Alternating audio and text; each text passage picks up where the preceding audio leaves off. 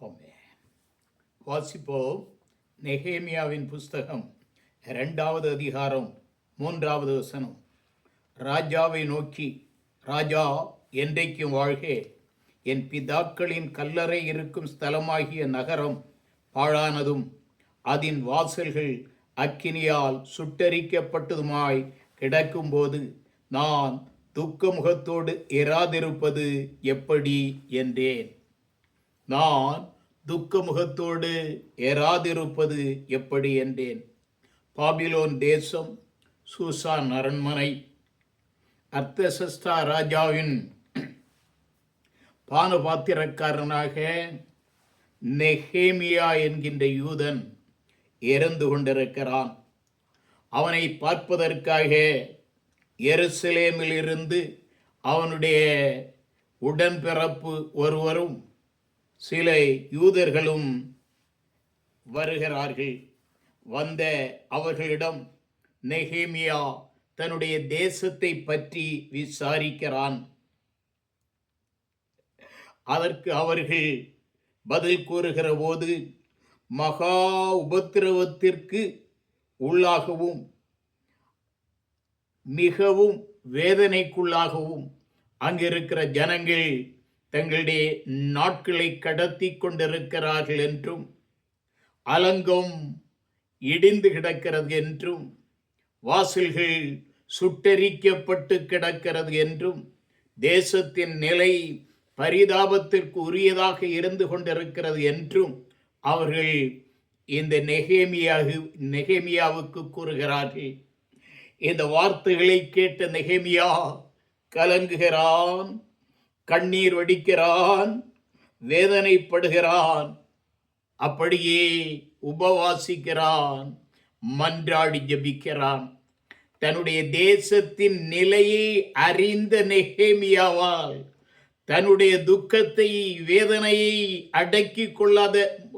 அடக்கி கொள்ள முடியாத காரணத்தினாலே அவன் அப்படியே ஆண்டவர் சன்னிதானத்திலே சில நாட்கள் உபவாசிக்கிறான், மன்றாடி ஜபிக்கிறான் தன்னுடைய தேசத்தின் விடுதலைக்காக. சில நாட்கள் கழிகிறது. நெகேமியா மீண்டும் ஆமென் ராஜாவினுடைய அரண்மனைக்குள்ளே போகிறான்.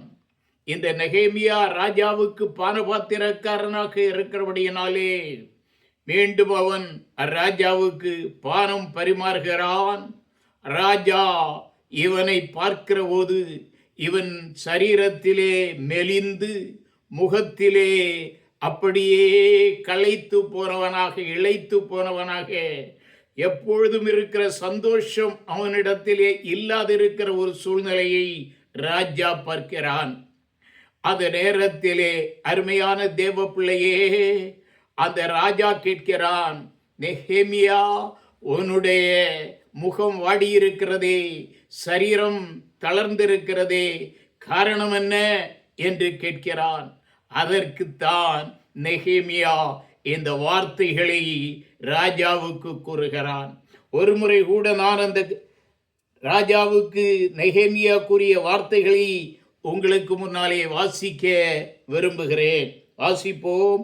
நெகேமியாவின் புஸ்தகம் 2வது அதிகாரம் 3வது வசனம். ராஜாவை நோக்கி, ராஜா என்றைக்கு வாழ்க, என் பிதாக்களின் கல்லறை இருக்கு ஸ்தலமாகிய நகரம் பாழானதும் அதன் வாசல்கள் அக்கினியால் சுட்டரிக்கப்பட்டதுமாய் கிடக்கும் போது நான் துக்க முகத்தோடு இராதிருப்பது எப்படி என்றேன். ஆமென். இப்பொழுது நாம் நம்முடைய தேசத்தை நம்முடைய கண்களுக்கு முன்னாலே கொண்டு வருவோம். அருமையான தேவ பிள்ளையே, நம்முடைய தேசம் தெற்கே குமரி, வடக்கே ஜம்மு காஷ்மீர், 3 புறமும் கடல். ஆமென். நம்முடைய தேசம் ஒரு தீபகற்பம். அருமையான தேவ பிள்ளைகளே, இந்த தேசத்திலே 28 மாகாணங்கள். இந்த 28 மாகாணங்களும் ஒன்றுக்கொன்று வித்தியாசமானவைகள். கலாச்சாரத்திலும் மொழியிலும் ஒவ்வொன்றும் வித்தியாசமானவைகள் என்றாலும் ஒரே அரசாக இணைந்து இந்தியா என்கின்ற பெயரிலே இயங்கிக் கொண்டிருக்கிறது. பல்வேறுபட்ட கலாச்சாரங்கள், பல்வேறுபட்ட மொழிகள், பல்வேறுபட்ட ஜனங்கள், ஆனாலும் ஒருங்கிணைந்தவர்களாக இந்தியா என்கின்ற பெயரிலே இன்றைக்கு இருந்து கொண்டிருக்கிறது. இந்த தேசத்தின் தற்போதைய சூழ்நிலை என்ன என்று நீங்கள் கேட்பீர்களேயானால் உங்களுக்கு நான் சொல்ல முடியும் அருமையானவர்களே, உங்களுக்கும் நன்றாக தெரியும். இன்றைக்கு இருக்கிற இந்தியா மத வைராக்கியர்களின் கைகளிலே இருந்து கொண்டிருக்கிறது. பல்வேறு இனங்கள், பல்வேறு மொழிகள், பல்வேறு கலாச்சாரங்கள், ஆனாலும் இன்றைக்கு இந்த இந்தியா மத வைராக்கியர்களின் கரங்களிலே இருந்து கொண்டிருக்கிறது. நமக்கு அரசியல் சட்டம் தந்த உரிமை இந்தியா மத சார்பற்ற, மத சுதந்திரம் பெற்ற ஜனநாயக குடியரசு என்பதாக. ஆனால் ஆளுகிறவர்கள் கூறுகிறார்கள் இந்தியா ஒரு இந்து தேசம் என்று. அருமையான தேவ பிள்ளைகளே, பல்வேறுபட்ட மாநிலங்களிலே மத மாற்று தடை சட்டம் இன்றைக்கும் செயல்பட்டு கொண்டிருக்கிறது. கிறிஸ்தவர்கள் ஒடுக்கப்படுகிறார்கள், தேவஜனம் நசுக்கப்படுகிறது. கிறிஸ்தவம் அப்படியே அருமையான தேவ பிள்ளைகளே துரத்தப்படுகிறது. இப்படியாக மாத்திரமல்ல அருமையானவர்களே, கிறிஸ்தவர்கள் கிறிஸ்தவ பெண்கள் மானபங்கம் செய்யப்படுகிறார்கள், கற்பழிக்கப்படுகிறார்கள், கொலை செய்யப்படுகிறார்கள். கிறிஸ்தவ மிஷனரிகள் சிறை கோட்டங்களிலே பூட்டப்பட்டிருக்கிறார்கள். அரசு சலுகைகள் அங்கிருக்கிற கிறிஸ்தவர்களுக்கு மறுக்கப்படுகிறது. மாத்திரமல்ல அருமையானவர்களே, இறந்து போனவர்களை அடக்கம் பண்ணுவதற்கு பொது மயானம் அவர்களுக்கு கிடைப்பதில்லை, தடை செய்யப்படுகிறது. அருமையானவர்களே, இது மாத்திரமல்ல அருமையானவர்களே, இந்தியாவின் அந்த கலாச்சாரம், அந்த உறவுகள் இந்த தேசத்திலே இன்றைக்கு கேள்விக்குறியாக மாறிக்கொண்டிருக்கிறது. கிறிஸ்தவர்கள் நசுக்கப்படுகிறார்கள். இப்படியாக ஆலயங்கள் இடிபட்டு கிடக்கிறது. மிஷனரிகள் சிறை கோட்டங்களுக்குள்ளே பூட்டப்பட்டிருக்கிறார்கள். தேசமாவே தேவ பிள்ளைகளுக்கு எதிராக அப்படியே எழுந்து நிற்கிறது. இந்த சூழ்நிலையிலே தேவ பிள்ளையே, நேர்முழங்கால் ஜெப வீரனே, நீயும் நானும் என்ன செய்ய போகிறோம்? இந்த சூழ்நிலை நீடிக்குமேயானால் நம்முடைய தேசத்தின் நிலை என்னவாகும் அருமையானவர்களே? ஆக நெகேமியாவை போல உன்னுடைய உள்ளம் இந்த நேரத்தில் நம்முடைய தேசத்தின் தேவ பிள்ளைகள் படுகிற பாடுகளையும் வேதனைகளையும் பார்த்து கலங்க வேண்டாமா? கண்ணீர் வடிக்க வேண்டாமா? உபவாசித்து ஜெபிக்க வேண்டாமா? கர்த்தருடைய சன்னிதானத்திலே போராடி நாட்களை ஆண்டவர் சன்னிதானத்திலே ஜெபிக்க வேண்டாமா தேவ பிள்ளையே? ஆக இந்த நேரத்திலே நெகேமியாவுக்கு ஏற்பட்ட துக்கம், நெகேமியாவுக்கு ஏற்பட்ட கலக்கம், நெகேமியா வடித்த கண்ணீர் நமக்கு ஒரு மாதிரியாக இருக்கிறது என்பதை நான் உனக்கு முன்னாலேயே சொல்லிக்கொள்ள விரும்புகிறேன். ஆக இந்த சூழ்நிலையிலே இருந்து இந்த தேசம் விடுபட்டாக வேண்டும். இந்த சூழ்நிலையிலிருந்து தேவ பிள்ளைகள் காப்பாற்றப்பட்டாக வேண்டும். இந்த சூழ்நிலையிலே இருந்து இந்தியா விடுபட்டாக வேண்டும். இந்தியாவிலே ஒரு ஆதிக்குரிய எழுப்புதல் உருவாகியாக வேண்டும். அதற்காக நீயும் நானும் ஜெபித்தாக வேண்டும், உபவாசித்தாக வேண்டும். ஆண்டவர் சன்னிதானத்திலே மன்றாட்டு ஜெபங்களை ஏறெடுத்தாக வேண்டும். தேவ பிள்ளையே, நாம் ஜெபிக்கிறவர்கள் தான், உபவாசிக்கிறவர்கள் தான், மன்றாடுகிறவர்கள் தான்.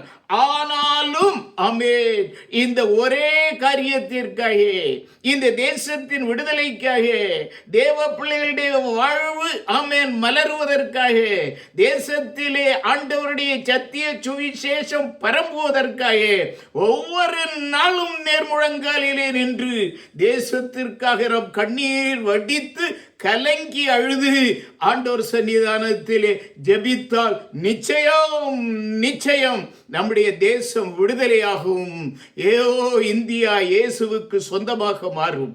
என்னோடு சேர்ந்து சில நிமிடங்கள் ஜெபிக்க மாட்டீர்களா தேவ பிள்ளையே? அல்லேலூயா, அல்லேலூயா. நல்ல பிதாவே, மைமையான கர்த்தாவே, நன்றியோடு துதிக்கிறோம். எங்களுடைய தேசத்தை ஆண்டவரே நாங்கள் நினைக்கிறோம். ஆண்டவரே, எங்களுடைய கண்களுக்கு முன்னாலே கொண்டு வருகிறோம். ஆண்டவரே, எங்களுடைய தேசத்தின் சூழ்நிலை, வட இந்தியாவிலே ஆண்டவரே மிஷனரிகள் தாக்கப்படுகிறார்கள், சிறையிலே பூட்டப்படுகிறார்கள், எங்கள் சகோதரிகள் கற்பழிக்கப்படுகிறார்கள், எங்களுடைய சகோதரிகள் கொலை செய்யப்படுகிறார்கள். என் ஆண்டவரே, ஆலயங்கள் இடிக்கப்படுகிறது. என் ஆண்டவரே, அக்கிரம செய்கைகளிலே ஆண்டவரே ஜனங்கள் எங்களுக்கு எதிராக ஈடுபட்டு கொண்டிருக்கிறார்கள். ஆண்டவரே, மரித்து போன சடலத்தை அடக்கம் பண்ணுவதற்கு பொதுமையான மறுக்கப்படுகிறது ஐயா, மறுக்கப்படுகிறது ஐயா.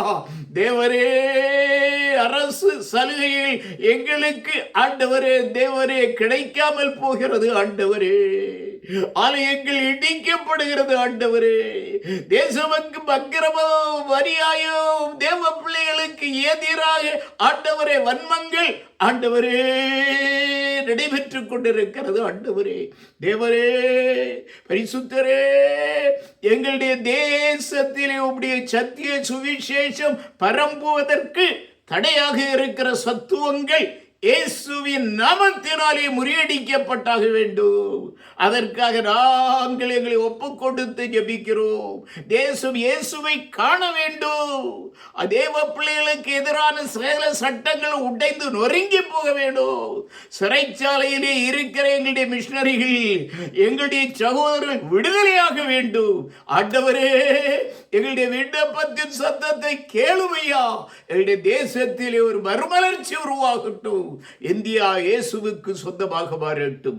கர்த்தர் மகிமைப்படும். உம்முடைய கரத்தில் ஒப்புக் கொடுக்கிறேன். நேர் ஆண்டவரே பெரிய காரியங்களை செய்யும். தொடர்ந்து எங்களுடைய சகோதர சகோதரிகள் ஆண்டவரே நேர்முழங்கால் ஜெப வீரர்கள் வீராங்கனைகள் தேசத்திற்காக முழங்காலிலே நின்று ஆண்டவரே ஜெபிக்கட்டும். கர்த்தர் மகிமைப்படும். இயேசுவின் நாமத்தில் ஜெபிக்கிறேன் பிதாவே.